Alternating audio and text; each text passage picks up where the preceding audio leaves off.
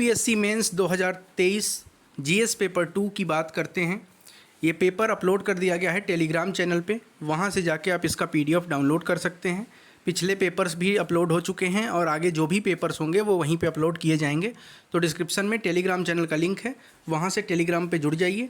वहाँ और भी बहुत इंपॉर्टेंट नोट्स वगैरह शेयर होते रहते हैं, जो टॉपर्स के नोट्स होते हैं, टॉपर्स की कॉपीज़ होती हैं, तो वहाँ से आपको मिल जाएंगे। तो चलिए बात करते हैं। पहला क्वेश्चन है, संवैधानिक रूप से न्यायिक स्वतंत्रता की गारंटी लोकतंत्र की एक पूर्व शर्त है। Constitutionally guaranteed judicial independence is a pre requisite of democracy. Comment. अब इस क्वेश्चन में क्या है, आपको बेसिक जानकारी होनी चाहिए कि जो इंडिया की जुडिशरी है वो कैसे इंडिपेंडेंट है, उससे रिलेटेड प्रोविजंस क्या हैं। जैसे जजेस का टेन्योर है, जैसे जजेस की सैलरी है, जैसे जजेस को जो स्पेशल पावर्स मिले हुए हैं वो है। तो ये सारी चीज़ें कमेंट करते हुए आपको ये आंसर लिखना था। दूसरा क्वेश्चन है, 10 नंबर के क्वेश्चन है, निःशुल्क कानूनी सहायता प्राप्त करने के हकदार कौन है। Who are entitled to receive free legal aid. Assess the role of national legal service authority NALSA in rendering free legal aid in India. तीसरा क्वेश्चन आप देखिए, the states in India seem reluctant to empower urban local bodies both functionally as well as financially. Comment. चौथा question है, संसदीय संप्रभुता के प्रति British एवं भारतीय दृष्टिकोण की तुलना करें। अब यहाँ पे आपको क्या बताना है, compare and contrast the British and Indian approaches to parliamentary sovereignty. तो पार्लियामेंट इंडिया का कितना सोवरिन है, ब्रिटेन का कितना सोवरिन है, क्या दोनों में डिफरेंस है, क्या दोनों में समानता है, ये आपको बताना है। आप याद करिए, आपको एक नोट्स शेयर किया था मैंने, उसमें ये चीज़ें थी। उसके बाद बात करते हैं, discuss the role of presiding officers of state legislature in maintaining order and impartiality in conducting legislative work and in facilitating best democratic practices. अगला क्वेश्चन, मानव संसाधन विकास पर पर्याप्त ध्यान नहीं दिया जाना भारत की विकास प्रक्रिया का एक कठोर पक्ष रहा है। ऐसे उपाय सुझाइए जिससे इस अपर्याप्तता को दूर कर सके। अगला क्वेश्चन है, discuss the role of competition commission of India in containing the abuse of dominant position by the multinational corporations in India. Refer to the recent decisions. Case laws के मामले में इसको डिस्कस करना था। E governance as a critical tool of governance has assured in effectiveness, transparency and accountability in governments. What inadequacies hamper the enhancement of these features?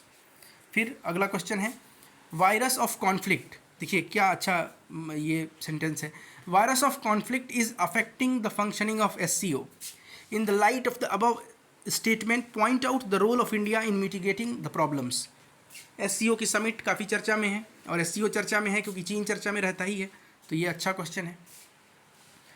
अगला है, Indian diaspora has scaled new heights in west. Describe its economic and political benefit for India. अब वही है कि India की जो diaspora है और उससे जो डिप्लोमेटिक और पॉलिटिकल और इकोनॉमिक फ़ायदा होता है इंडिया को, उससे रिलेटेड आपको बताना है। कुछ डेटा वगैरह अगर आप इंक्लूड करेंगे कि इंडियन डायस्पोरा कहाँ ज़्यादा रहता है, अभी हाल फिलहाल में जो रिपोर्ट्स आती हैं कि UAE में ज़्यादा है, फिर US में ज़्यादा है, वो कोट करते हुए अगर आप इस आंसर को लिखेंगे तो एक बेहतर आंसर बनेगा। अगला है, the constitution of India is a living instrument with capabilities of enormous dynamism. It is a constitution made for a progressive society, illustrate with special reference to the expanding horizons of the right to life and personal liberty. Right to life and personal liberty जब आप पढ़ते हैं, article 21 पढ़ते हैं, तो आप ये जानते हैं कि ये सबसे ज़्यादा जो मैटर है वो इसी आर्टिकल के अंदर आता है। कुछ भी हो, चाहे वो आपको खाने का है, पीने का है, घूमने का है, सारी चीज़ें इसमें आ जाती हैं। तो उसके कॉन्टेक्स्ट उसमें आपको बताना था कि क्या चीज़ें आप इसमें और इंक्लूड करेंगे, और कुल मिला के ये बताना था कि इंडियन कॉन्स्टिट्यूशन जो है वो एक डायनामिक है। आप कॉन्स्टिट्यूशनल अमेंडमेंट्स के बारे में बताएंगे कि कितने अमेंडमेंट हो चुके हैं और तमाम चीज़ें।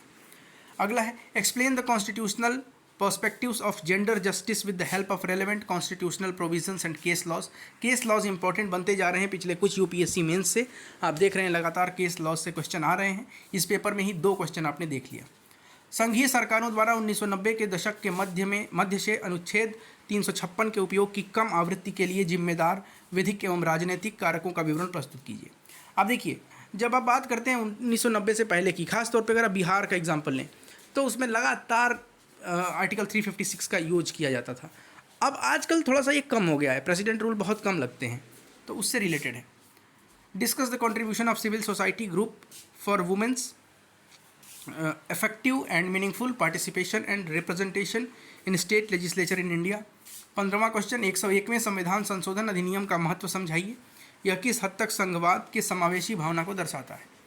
ये क्वेश्चन हो गए।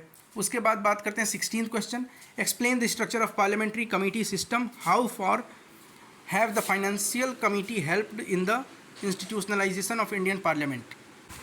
नेक्स्ट है development and welfare schemes for the vulnerable by its nature and discriminatory in approach, do you agree, give reason for your answer। बहुत ध्यान से ये क्वेश्चन करना था और इसमें आपको एक बैलेंस्ड आंसर लिखना है। एग्रीमेंट का सवाल तो आप देख ही रहे हैं कि ये क्वेश्चन कैसे फंसाने के लिए दिया गया है। अगला है skill development programmes have succeeded in increasing human resources supply to various sectors, in the context of the statement analyse the linkages between education, skill and employment.